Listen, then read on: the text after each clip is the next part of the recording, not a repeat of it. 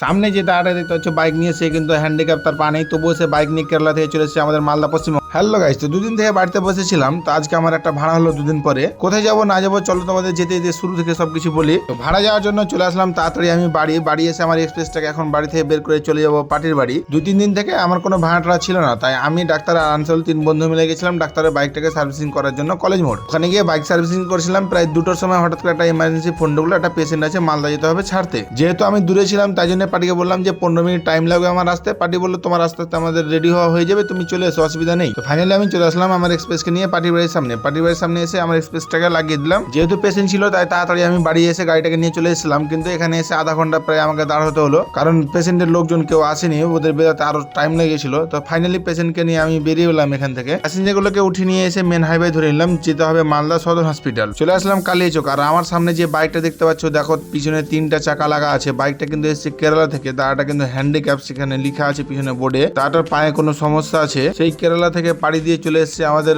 পশ্চিমবঙ্গের মালদা জেলাতে। মানুষ যদি চেষ্টা করে কি না করতে পারে, পা নেই তবুও বাইক নিয়ে চলে এসেছে কেরালা থেকে আমাদের পশ্চিমবঙ্গের মালদাতে। একজন হ্যান্ডিক্যাপ হওয়ার সত্ত্বেও পুরো দেশ ভ্রমণ করছে বাইক নিয়ে। তারপরে আমরা ওখানে জ্যাম থেকে বেরিয়ে চলে এসেছিলাম কাটা করার। দেখো বাইকটা কি স্পিড চালাচ্ছে, আমার গাড়ি প্রায় 70-80 স্পিড চলছে, আর দাদা বাইকও চালাচ্ছে 70-80 স্পিডে।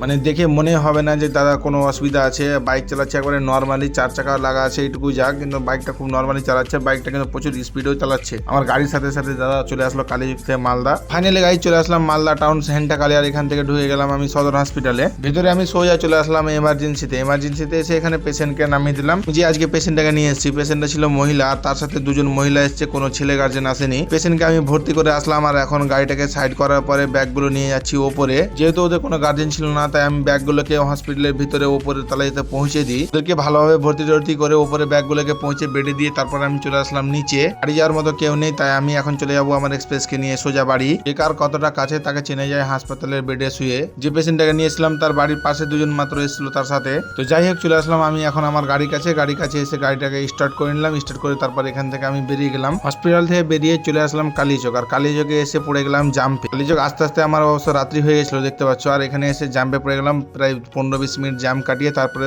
আমি চৌরঙ্গি কোন রকম পার হতে পারলাম। কালিয়াচক পার করে চলে আসলাম কলেজ মোড়ে, যেখানে আমরা বাইক সার্ভিসিং করছিলাম দুপুরে। আর রাস্তা ধারে আমার এক্সপ্রেসকে লাগিয়ে দিয়েছি। এখন এদের সার্ভিসিং করা হয়নি, প্রায় শেষের মধ্যে, এখন হিসাব পাতি চলছে। আর এদিকে আমি আনসারের সাথে একটু মজা করছিলাম। তো মজা করতে করতে ফাইনালি হিসাব কিতাব সবকিছু কমপ্লিট হয়ে গেল। আমরা এখন এখান থেকে চলে যাবো বাড়ি। আর আমার এক্সপ্রেসের সব লাইট গুলো খারাপ হয়েছিল, লাইট গুলো ঠিক করেছি। তা দেখতে পাচ্ছি আমার এক্সপ্রেসটা কত সুন্দর লাগছে দেখতে। ফাইনালি বাইক সার্ভিসিং করা হয়ে গেল, ওরা ওদের বাইক নিয়ে চলে গেল বাড়ি, আর আমি আমার এক্সপ্রেস নিয়ে চলে যাবো বাড়ি। তো গাইজ আজকের মতো ব্লগ ভিডিওটা এখানে শেষ করছি। দেখা হবে আবার নেক্সট কোনো নতুন ব্লগ ভিডিওতে।